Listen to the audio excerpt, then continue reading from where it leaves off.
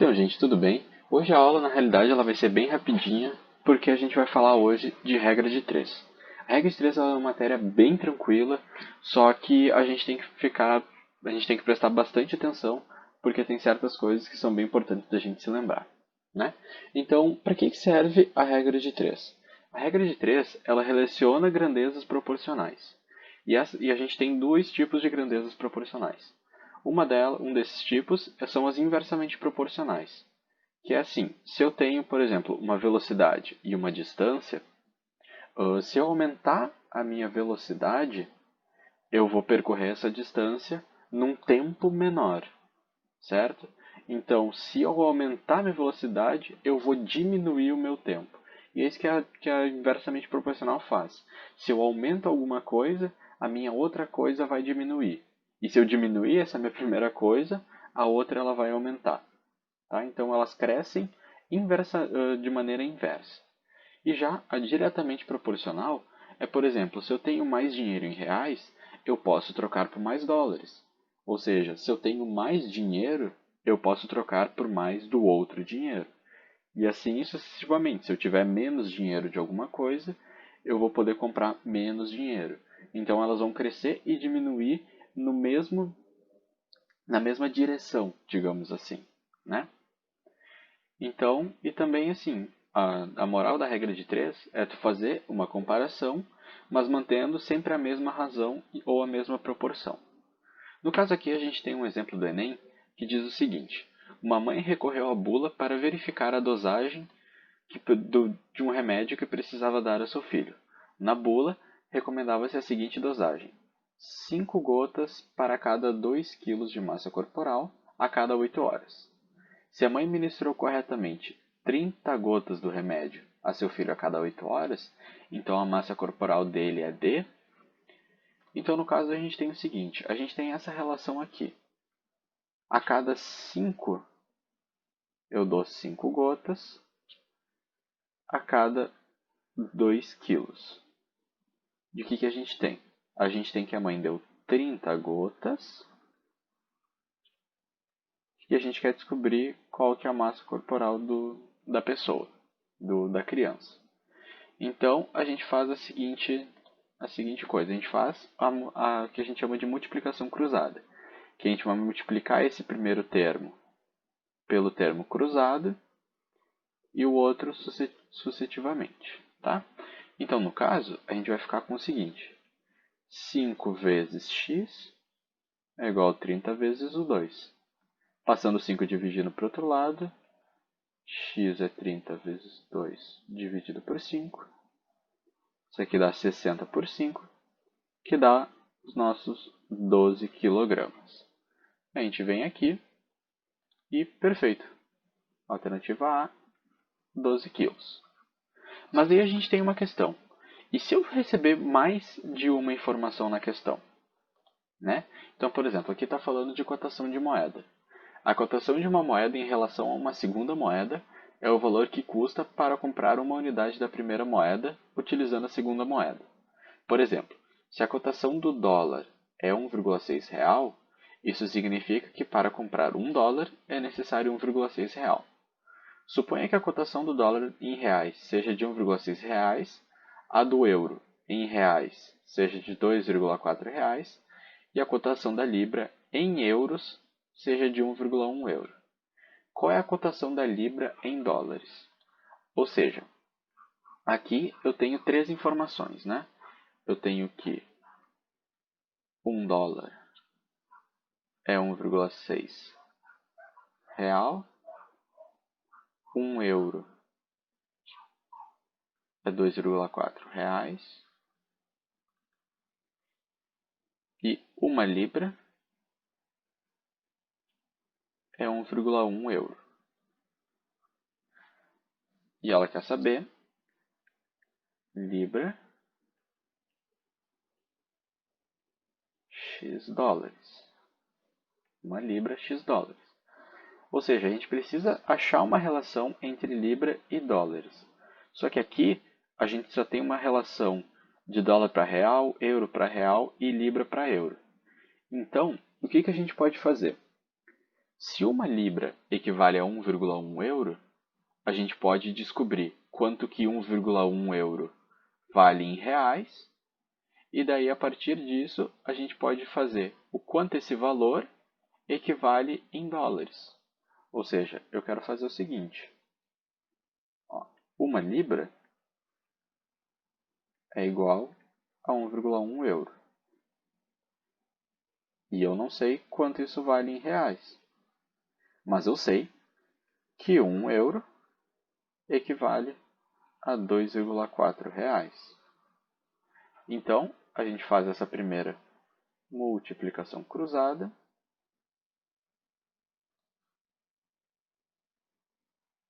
Daí a gente fica aqui 1 vezes x é igual a 2,4 vezes 1,1. E isso dá 2,64 reais. Perfeito. Agora eu achei quanto vale uma libra em reais. E qualquer outra moeda que tem relação com reais é o dólar. Então a gente faz mais uma regra de 3, que é 1 dólar equivale a 1,6 reais,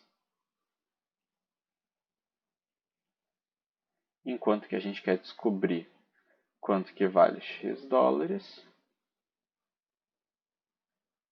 em 2,64 reais.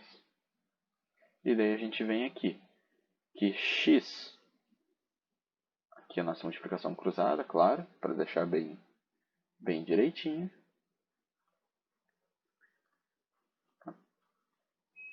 x igual a 2,64 vezes 1 dividido por 1,6. No caso, eu já passei 1,6 que estaria multiplicando x dividindo para ficar um pouquinho mais rápido. Fazendo toda essa conta, a gente tem que x equivale a 1,65, tá? Equivale a 1,65 dólares. A gente vem aqui, alternativa C, e perfeito. Agora, a gente tem outra questão também, quando a gente tem mais de 3 informações, que a gente pode acabar fazendo o que a gente chama de regra de 3 composta. Regra de 3 composta. E o que isso significa? Que a gente vai ter uma relação com mais de duas informações. E o que acontece? Aqui a gente fez uma regra de 3, onde a gente tinha esses 4 espacinhos. Só que agora, na regra de 3 composta, a gente vai ter mais uma coluna com 2 informações. Então, lendo aqui a questão, a gente vai ver melhor como é que é. Uma confecção possuía 36 funcionários, alcançando uma produtividade de 5.400 camisetas por dia, com uma jornada de trabalho diária dos funcionários de 6 horas. Entretanto, com o lançamento de uma nova coleção e uma nova campanha de marketing, o número de encomendas cresceu de forma acentuada, aumentando a demanda diária para 21.600 camisetas. Buscando atender a essa nova demanda, a empresa aumentou o quadro de funcionários para 96. Ainda assim, a carga horária de trabalho necessita ser ajustada. Qual deve ser a nova jornada de trabalho diária dos funcionários para que a empresa consiga atender a demanda? Bom, então vamos relacionar as nossas informações, né? No início, tinha 36 funcionários, que faziam 5.400 camisetas por dia, em 6 horas. Agora, a gente tem 96 funcionários, 21.600 camisetas e X horas de trabalho. Agora, a gente tem que pegar a seguinte informação, ou a seguinte questão. Essa daqui é a nossa, o que a gente quer descobrir, a carga horária. E agora, a gente vai ter que fazer uma comparação com as outras informações para descobrir se essas proporções, se essas informações, elas são diretamente ou inversamente proporcionais. Ok? Então, primeiramente, se eu trabalho em 6 horas em 5.400 camisetas, se eu aumentar para 21.600, eu vou ter que aumentar a carga horária. Ou seja, isso daqui é uma grandeza diretamente proporcional. Agora, se eu aumentar a minha carga horária, eu não poderia diminuir o meu número de funcionários? Porque é simples, se eu tenho 6 horas e tenho 36 funcionários, se eu tiver 96 funcionários, eu posso diminuir minha carga horária. Ou seja, isso daqui é uma inversamente proporcional. Porque agora, como isso daqui é uma grandeza inversamente proporcional, quando a gente fizer uma regra de 3 agora, que vai ser o seguinte, a gente vai colocar primeiro o que a gente precisa, tá? Que é 6 dividido por x. E isso daqui vai ser igual à relação diretamente proporcional, 5.400 dividido por 21.600, vezes o inverso da nossa grandeza inversamente proporcional. Ou seja, ao invés da gente fazer 36 dividido por 96, aqui, eu vou até colocar em outra cor, a gente vai fazer 96 dividido por 36. Perfeito? Aqui, para facilitar, a gente corta esses dois zeros e a gente tem que 6x. Eu já vou fazer toda a multiplicação aqui. Tá? A gente vai ter 6 dividido por x é igual a 0,66.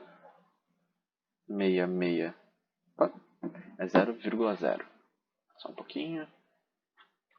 Voltando aqui. 0,0667. E daí aqui a gente pode fazer o seguinte. X é igual a 6 dividido por 0,0667, que isso daqui vai dar aproximadamente 9 horas.